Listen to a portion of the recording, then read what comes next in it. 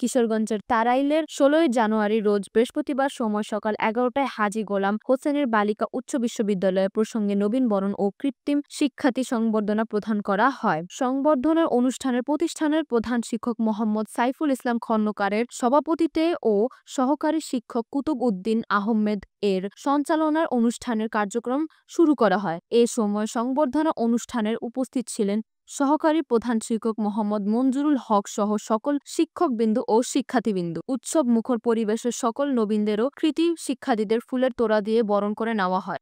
কারোর জন্য একটি স্মরণীয় দিন হয়ে থাকবে। আমাদের সময় কিন্তু আসলে নবীনবরণ অনুষ্ঠান ছিল না।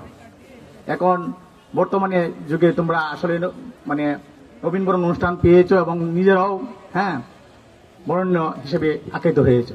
যাক, আজকে আমাদের এই আয়োজনে যারা তোমাদের জন্য আয়োজন করতে পেরেছেন এবং বিভিন্নভাবে সময় দিয়েছেন, আমি তাদেরকে আমাদের বিদ্যালয়ের পক্ষ থেকে ধন্যবাদ জ্ঞাপন করছি।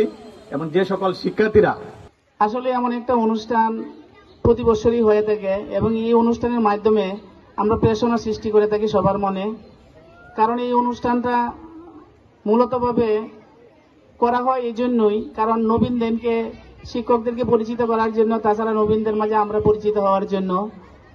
আমাদের এক ঝাঁক তরুণ শিক্ষক রয়েছে যারা তাদের মেধায় শিক্ষার্থীকে শিক্ষিত করে তোলে।